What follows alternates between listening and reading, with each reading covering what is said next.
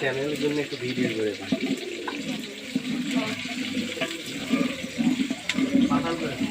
মশলা দেওয়া হলো, জিরা, আদা,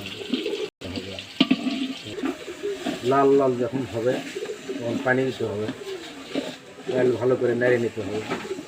তেল, মশলা, মরিচ, পেঁয়াজ, আদা, রসুন, জিরা ভেজে নেওয়ার পর চাল দেওয়া হলো। চালটা ভালো করে নেড়ে ভেজে নিতে হবে। এই যে এইভাবে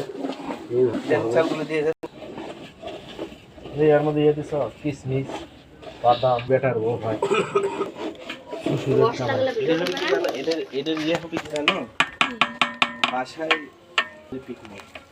এবার মশলা হচ্ছে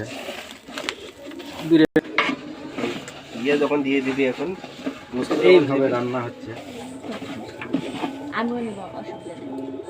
নিজেরাই কি রান্না হচ্ছে? বিরিয়ানি।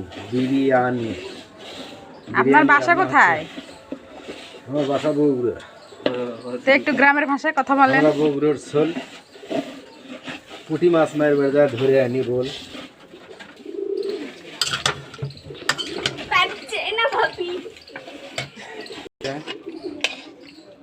চাল ভালো করে ভেজে নেওয়া হচ্ছে, এখন গোস্ত দেওয়া হচ্ছে। গোস্ত আর চাল ভালো করে লাইটে একবারে নেশাকার করে দিতে হবে। তারপরে একবারে মিশে যাবে যখন চাল আর গোস্ত, তখন গরম পানি দিতে হবে।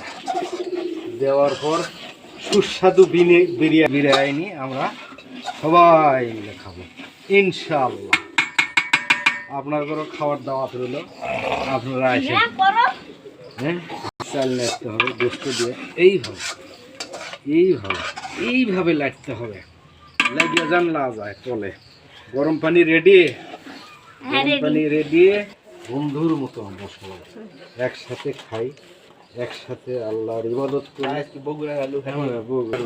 আমি শ্বশুর হয়ে রান্না করে খাওয়াচ্ছি। হ্যাঁ, উনি হচ্ছে আমার শ্বশুর, রান্না করতেছে আজকের বিরিয়ানি। আমার বেটা বেটার ভাগ্য দেখো কত ভালো। আপনি এদিকে তাকান। শ্বশুর হয়ে রান্না করে খেলেছি, চলগুলো কষ্ট করে রান্না করে খাওয়াচ্ছি। হলো এইভাবে এখন লাইটতে হবে, এইভাবে লাইরিয়া ওশমেশ করতে হবে। নিচে ওপরের চাল, গোশ সব একসাথে যেন মিশে যায়, তাহলে স্বাদ বাড়বে। এই যে কষ্ট করে বেটার রান্না করে খাওয়াচ্ছি, আপনাদেরও দাওয়াত, আপনারাও খান, খাইয়েন আসে। আপনারা বেশি বেশি কমেন্ট করুন। ঠিকানা দেন কোথায়? এইভাবে রান্না করতে করতে আমার মাথার না সাদা দেওয়া হলো গরম পানি। এখন জাল হবে প্রচুর পরিমাণে। জাল হওয়ার পর যখন বলক আসবে তখন আরেকবার দেখে নাইলে দিতে হবে। এই যে আমার ভিডিও দেখেন, আপনারা তো শুধু এভাবে করলেন।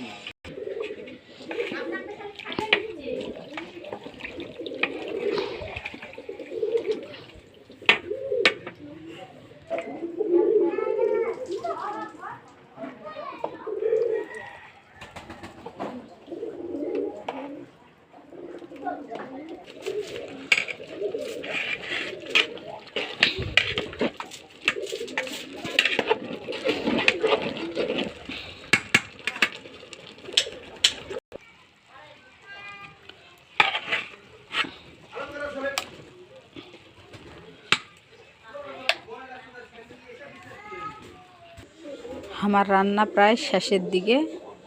ছোটো তাপে 10 মিনিট রাখতে হবে, তারপর নামে নিব।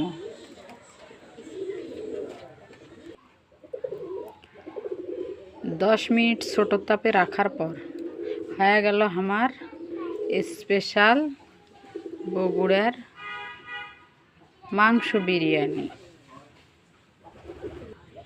রান্না কেমন হয়েছে আমার কমেন্টে আপনারা জানিয়ে দেবেন।